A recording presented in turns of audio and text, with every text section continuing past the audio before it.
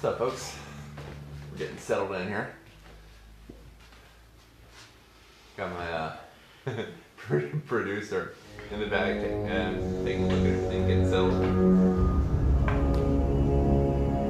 We got ourselves a steady old production going on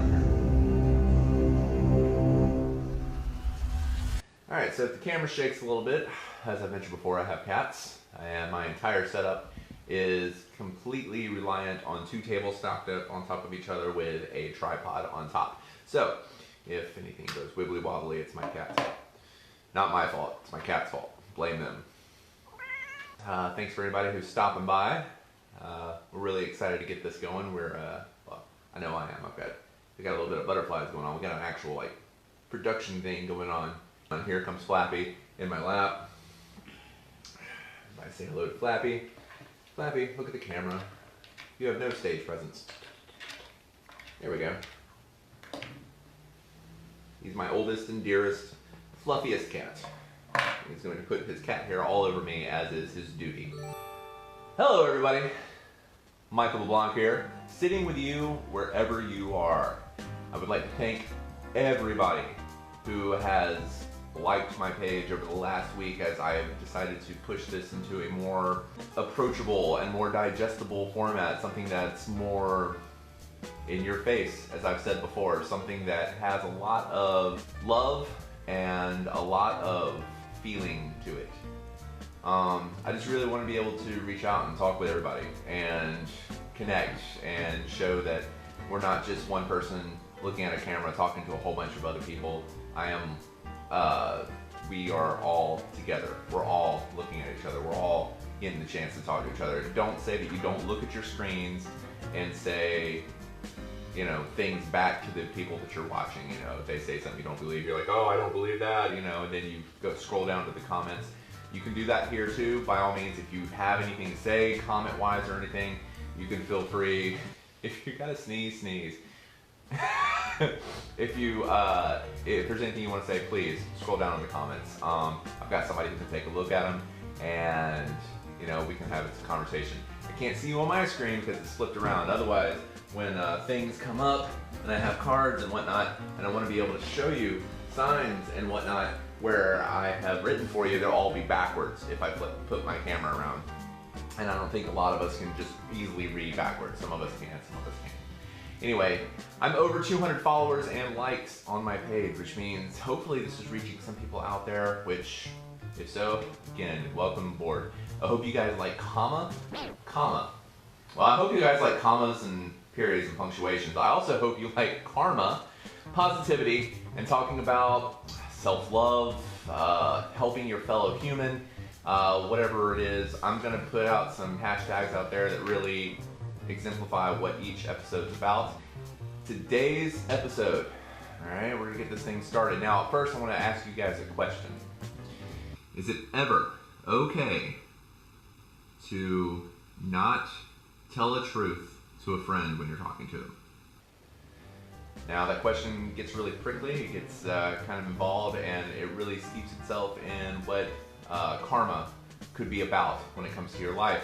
Let's get into that. Karma is not a mystical force that some people have pinned to it. They have said that karma is, it's a force out there. It balances, it keeps us in check. It's not something out there that affects us. It is what we exude.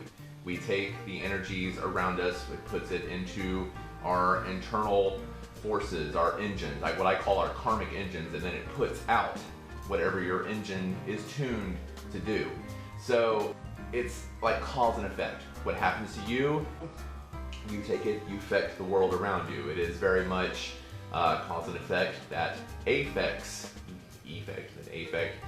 the world around you. Okay? It's kind of like the golden rule, really. It's about doing to others as you would have them doing to you. It's very much that. That's also a very flowery and very wordy way to say what's going to happen to you is going to happen to somebody else. It bounces back, and you have the ability to take that energy and turn it into positivity or negativity. Basically, just make sure that whatever comes into you that you use it in the best way that you can. Let's take a look at karma in general, good karma, all right? Good karma, say something good happens to you, say that you happen to find a wallet on the ground, money. This is the most succinct thing I can think. You find a wallet with money on the ground, and you, in turn, try to find the owner. You know, you don't just pocket it and throw the wallet away. That would be more of a negative term of karma. It's not really affecting anybody immediately, but it will affect that person on down the road if nobody tries to give them their wallet. It creates a void for them. So it could be a boon for you if you keep the wallet, but a negative for somebody else. And it kind of nulls itself out if you're taking the wallet and giving it back, because at that point you're not really so much creating your own karma as you are creating somebody else's. You're affecting their sphere of influence. You are giving them a positive boost. And so in turn, what that does is plays with the energies that we have. We're all surrounded by our own energies that we put out. We're either exuding positive energy or negative energy. I mean, some people can feel that when they walk into a room, somebody's sitting there, it looks like they have a bad day, and it's like, oh man, you're putting off some bad juju. You know, that's their own negative thing. They're dealing with it, their energies are coming in, and they're putting it out, you know, either angrily or something like that. But just realize that it's not all about, you know, exactly how they're going to be putting it out right then. I don't know. We're talking about a gray subject here. It's hard to just say good and bad and everything like that. And it really kind of all goes into morality, how you feel, what's good and bad. Nah, it's tricky. Elizabeth Martin has joined and she's watching, and she commented that you look so different. Oh, well, thank you, Elizabeth. I feel different. It's the hair mostly, kind of weighs down my head, both here and here. No, I'm kidding. I really find myself in a good place and brimming with excitement and energy, and wanting to give it to you guys, and hoping that I can move you guys along your day, so you too can be filled to the brim and give that to somebody else. But Elizabeth, it's good to hear from you, and I could keep going and keep telling you different instances, and how if you do this, it's going to affect another person, and how if they do that, it's going to affect another person. It all boils down to talking about the same thing about cause and effect. It's not black and white. It's to the one person, I guess, who's watching. I could always, ask, what is a situation that you have found yourself in where something has happened where you have decided to turn it into a positive? Or how do you decide that you are going to put your best foot forward? How do you turn negatives into a positive?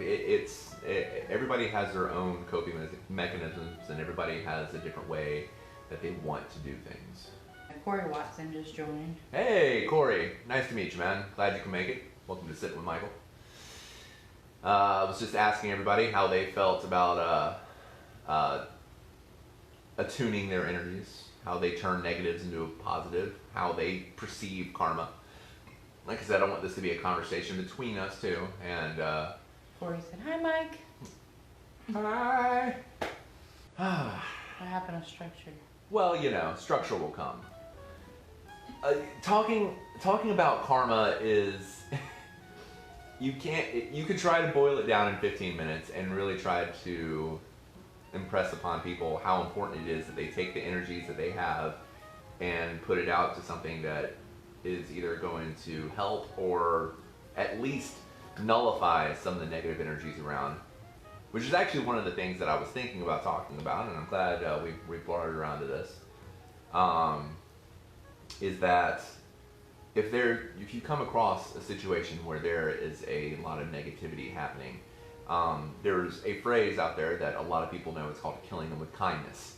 A lot of people in the service industry really learn this when it comes to negative customers coming up, and especially if you happen to work in a food service industry, you got a lot of hangry people coming to the counter and demanding their food is right, and a lot of times they're just throwing money at you and everything like that. And it's very stressful. In fact, people who first start those jobs can be very overwhelmed. And I've seen, I was in the food industry for a while, 14 years.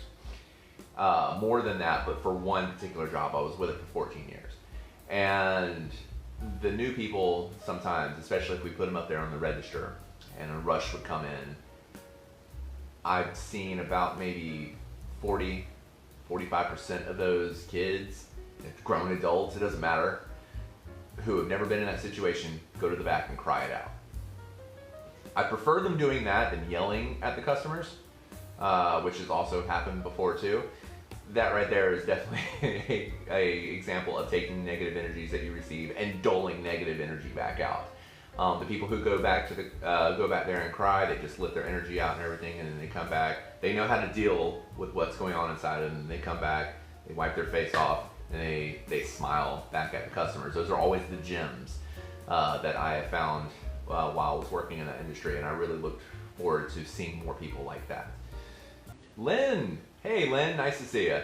And it's funny, two of these people who have joined me, they worked with me before, and I've seen a lot of emotions fly in there. Corey, I've worked with you before as well, but it was in a vastly different experience working on the enterprise together. So when you receive this negativity from these customers, one of the best ways to really diffuse the situation or to make them realize that, you know, they're also dealing with another human being is to be positive, not necessarily jovial, because sometimes customers, especially a very hangry customer, will see that as you mocking them.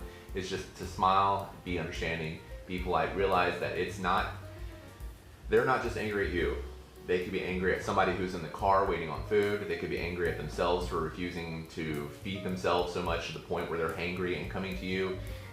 Just remember, try to take yourself out of your headspace and realize that, yeah, they're coming at you with all of that BS, but it's not directed, it's not because of you. You just happen to be the one that's there receiving their negative energy. And when you take that, you give it back to them with kindness, understanding, and realizing that this is another human being that you're talking to. Maybe you can take their sphere of influence, twist it around a little bit, put a little light in there. So when they go off, they can do the same thing to somebody else. Or maybe they're just giving somebody a little less negativity because you smiled at them whenever you gave them whatever you're doing, whatever service you are. Even if you're just meeting somebody on the street, it's the same thing. I'm not saying push your negative feeling. If you're feeling down and bad, just be honest with somebody coming up, especially if they're coming at you with their BS and like, look, I'm having a bad day. Maybe not right now. Some people don't listen to that. You got to choose your battles. Nothing's ever really black and white. Different people, different way of dealing with stuff. How we doing? You're at 14 minutes and 15 seconds. Hey, look at that. I reached about the 15-minute mark of what I consider to be my structured part of this. So, have we had anybody else join or comment or anything? Lynn said hi back, and Corey said it was an entirely different world. Oh God, yeah, an entirely, vastly different world. Like some of these things that I've learned about dealing with people, I've learned a lot from the Navy, and I came out of the Navy a way different person than when I went in. I learned a lot about human interaction, what worked, what doesn't, what buttons to press, what buttons not to press. I actually came out a little angry and sarcastic. That got smoothed down over the years, I think, with the service industry that I was in. So, I mean, it's really important to adapt to your environment. Not necessarily be shaped by it, but adapt to it. Anything else? That's all we have so far. That's fine. We're at the 15-minute, 20-second mark. That's cool. Well, I'm just glad that you guys stopped by at all. I'll be honest with you, I was more than happy to just sit here and shout into the void. You coming back, Flappy? Shout into the void. Shouting to the void, thank you. I was more than glad to just sit here and shout into the void, and the fact that you guys have come along and sat here with me means a lot to me. And one of the things that I found interesting while getting this thing all set up, because turning this thing into a production Hello, Blue. Turning this thing into a production has opened my eyes to what some people probably have already gone through. Like, let's say when YouTube first opened up, like when YouTube first opened up, they made it look so easy. Get in front of a camera, shout about some things, hold up some things in front of the camera, and create these personalities that we've come to know and love. And I was thinking to myself, oh wow, that looks really easy. I'm just gonna get in front of a camera and do that. And over the years, technology has like changed so much. Everything that I do, production-wise, is done with the camera right now that is in the tripod. It is my camera, it's my microphone, which I plan on maybe at one point getting a better microphone because I know there's probably a lot of echo. I am in my living room, and it's also my production station. Like this camera is doing the same thing that laptops did 4 or 5 years ago. I can do all my editing through it. So You don't have a lot of echo. oh, that's good. That's good. I'm glad to hear it. So you were talking about production quality. Yeah, the fact that I was all this that I put into it. The fact that I have stacked 2 tables to give myself height to look up, so I'm not looking down and you don't see this the entire time. Because I mean, God, could you guys imagine if I was just like looking down at the camera the entire time like this? You're not even in the frame. Not at all. What about now? Yeah, there you go. Yeah. See, this would just be awkward, and you'd be like, why? Why is he this close? But I've learned a lot with doing it, and one of the things I learned is a little bit of advertising goes a long way. And there's one thing that Facebook does really well, and I don't know if YouTube does the same thing, but Facebook has, its ad campaigns are ridiculously cheap, and they will cover like a span of like 3,000 people for $7. So I put an ad out there for $1 a day. I canvassed as much as it would allow for United States and Europe. And now my Facebook likes on Sitting with Michael are now awash with people whose names are spelled with an alphabet that I cannot pronounce. I mean, I could if I learned, but right now I don't have that knowledge. And I found it very, just very interesting that a lot of my likes came from Europe after I put that ad out. You're at 19 minutes. 19 minutes? Yeah, that's not bad. Filling up a whole third of an hour just listening to me talk. Thanks a lot, guys. Anybody else join in or anything? No, you still the same 4 people. Hey, 4 people and I'm keeping you consistently. That's nice. Thanks, guys. You had one Really other appreciate one that. a lot earlier, but I don't know. And some people duck in and duck out. It's fine.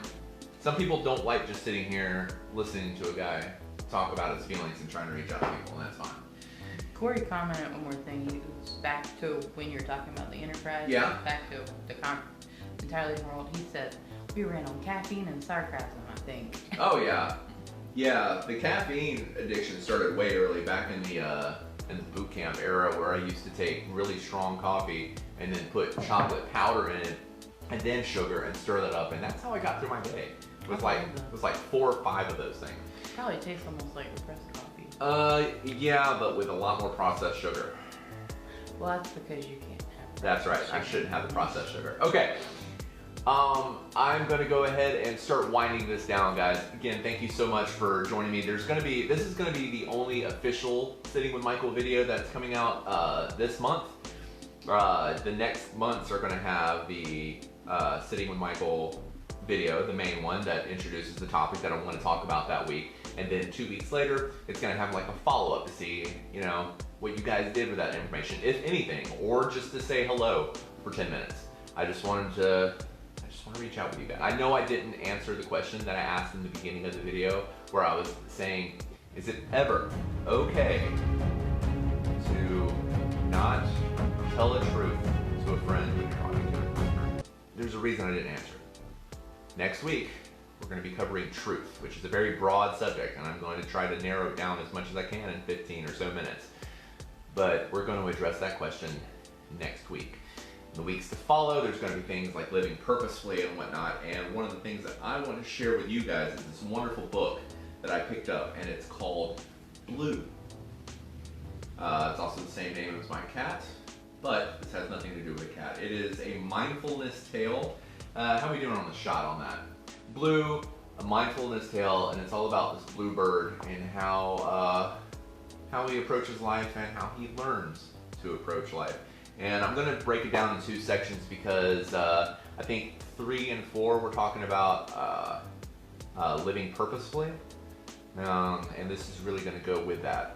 So I want to share this with you guys as we go along through that. But I mean, just taking a quick flip open to that. I mean, the art is beautiful. It's done in 2 or 3 sentences at a time that rhyme, kind of rhyme.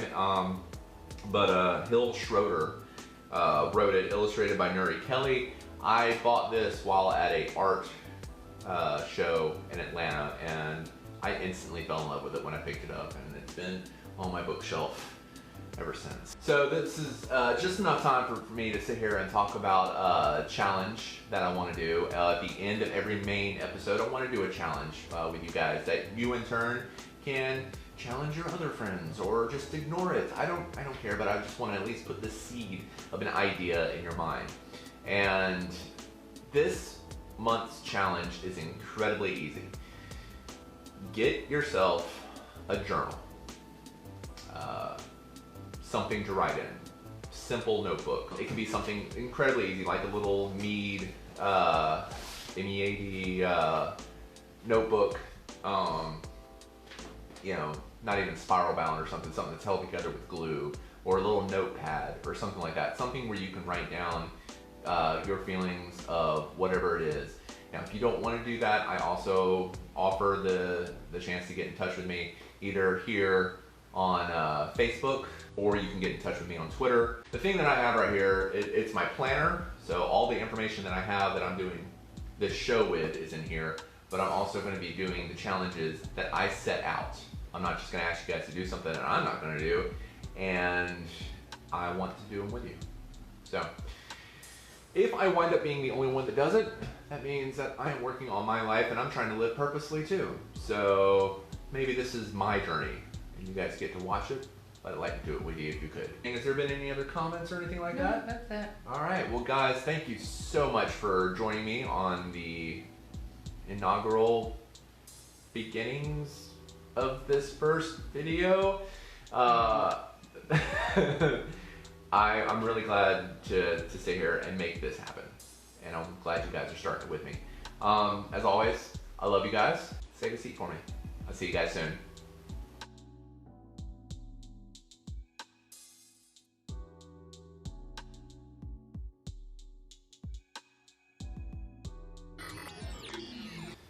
You know, I'm just kind of realizing to myself that, you know, I am going to have to edit this later, and all this rambling that I'm doing, this is going to be really fun to cut through.